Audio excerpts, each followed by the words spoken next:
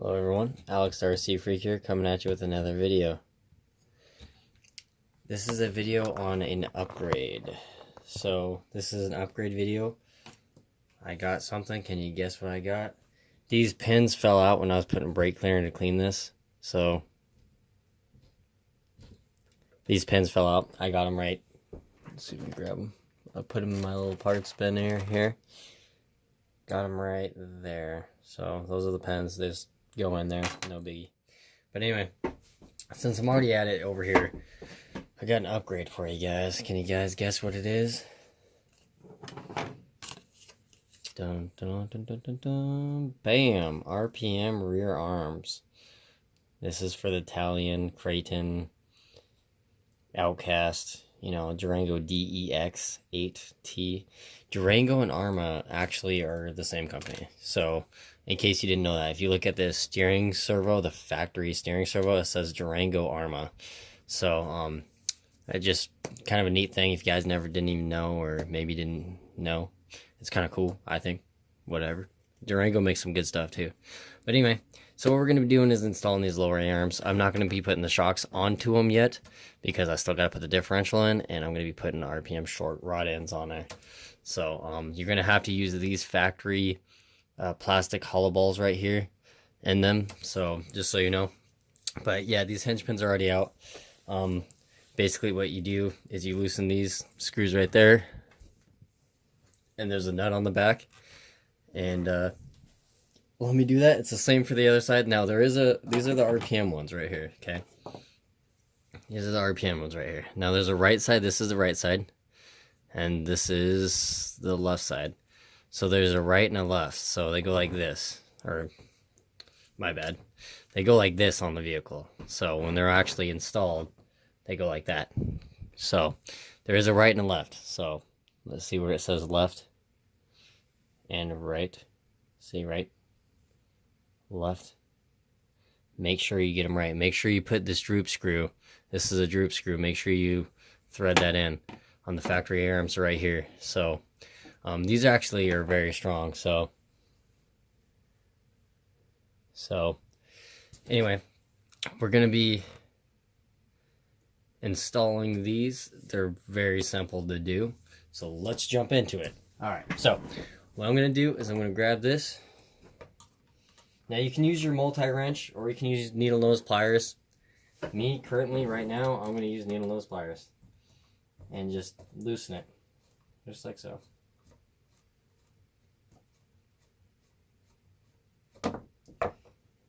And you stick the nut right there. Grab this, stick it like that. Now, let's grab this pin, and you can kind of rotate it and it comes out. So, and then you got your washers right here, okay? You got your washers. Now, there's a thicker one. The thicker one goes towards the back. See how they're thicker and thinner? This one goes towards the back of the vehicle, this back part here. And the thinner one goes towards the front, just so you know. This is the hinge pin. I would recommend putting a flat washer there. I think that's a 3mm washer, 3 or 4mm. See what I got. I don't know if I have any 3mm. I think I used them or gave them all to my buddy. And I did, yep. So I got, it takes one 4mm washer to do this end. Like, I'm going to put a washer right there on this end. You can see it. I don't know how well that's focusing for you. But it takes a 4mm washer to do that. And then I'm going to see if I can find a 3mm washer. Okay, so it looks like I found a couple 3mm washers. So now what you got is your A-arm. So what you want to do is grab your 2.5mm Allen, or I mean 2mm Allen, my bad. Jumped the gun there just a slight bit. Now you can use a power tool to bring this in, which, you know, I might do. But you want to note how far these push out is how much your A-arm is going to be up. So if you have it out like this, the A-arm is going to be more down. If you screw it all the way down, it's going to be up. So just note that when you guys do that, you guys make that adjustment. So anyway, and I think what I like about these is I'm almost sure that this will kind of eliminate the slop that's in the back end. So Yeah, and you can always shim it out too. You know, if you don't like it, you can always put a shim or a washer in there. You know, whatever you like. And I'm just gonna check the other side. I'm just gonna stick it a little bit. See, it's gonna stick it a little bit out, poking out there. If you guys can see that, so just gonna stop it right there. Yeah, I'll stop it right there.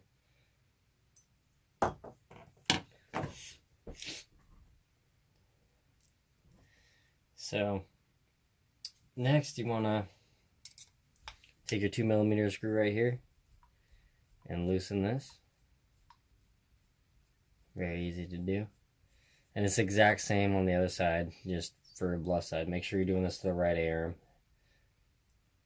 So just loosen this like so. Pop that out. Make sure not to forget this screw. Stick this in. Should slide in. Keyword.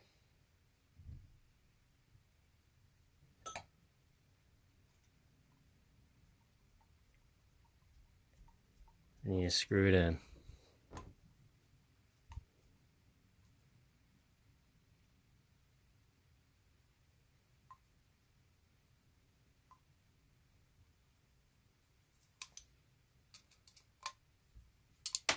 Ooh, if it drops out on it. So yeah, you gotta kind of pop it in. Here, let me get this back in there. There we go. Okay, so it's popped in there, like so. Let's start threading it in. So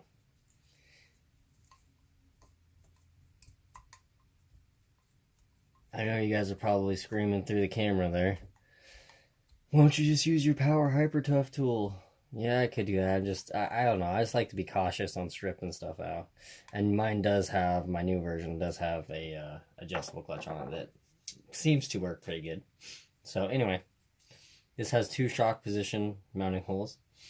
I'm going to probably put it on the inner one on this vehicle just to give a little bit more ground clearance, because I'm not going to put monster truck tires on it unless I go bashing it, you know.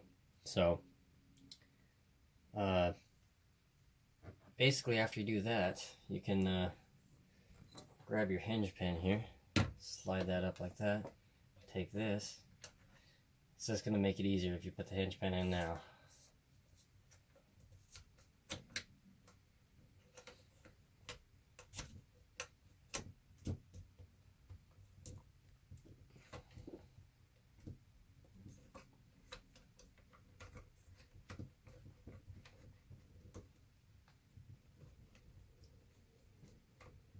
Alright, so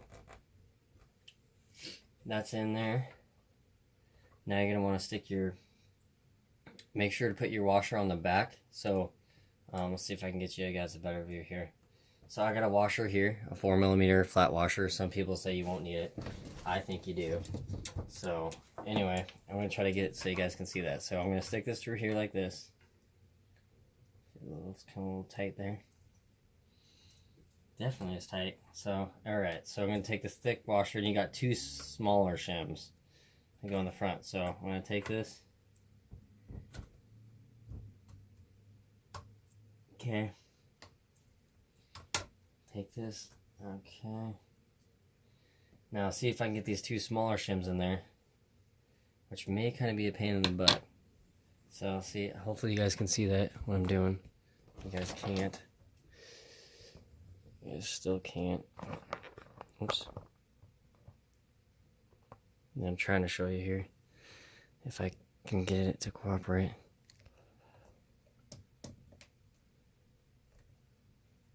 Okay.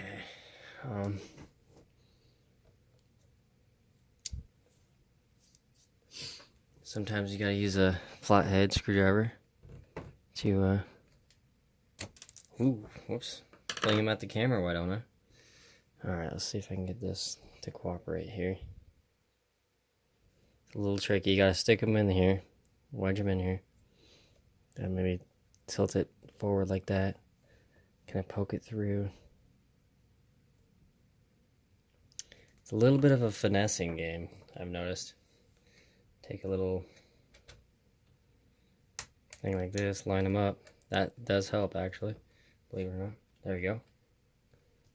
Okay, seemed to help. Then the arm totally falls out.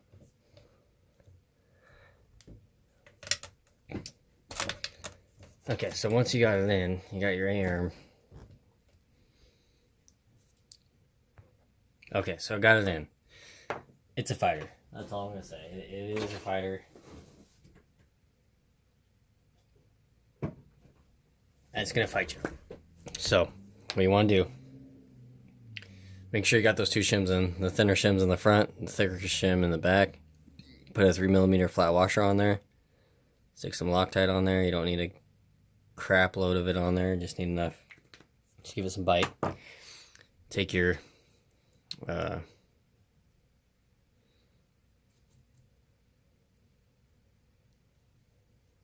nut. It's a 7mm nut if you want to use a wrench. Pretty sure I got a wrench around here. Thought I did. I do somewhere. But I'm just going to use my needle nose pliers and my 2.5mm. So you just grab the pliers.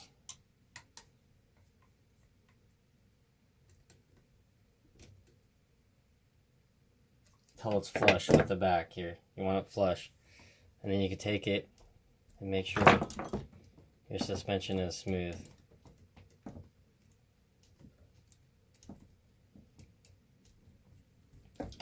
So you just want it to be smooth. If it's too tight, you want to loosen it up a little bit.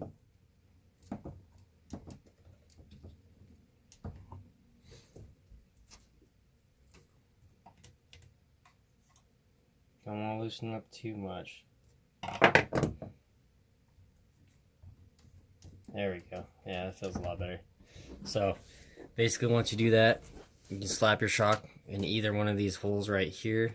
I still got to do the short RPM rod end mod. I may not change it. I don't think I'm going to change the shock fluid on this because it does feel really good out of the box. I don't think I'm going to worry about it. I may not, may not. I don't know.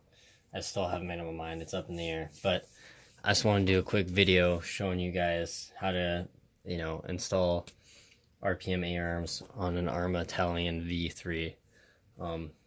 That's really all it is, you know. So if you have the axle, you don't have to have the diff out to do this. You don't have to, you know, this axle will probably pop out, so make sure you do not lose it, the dog bone.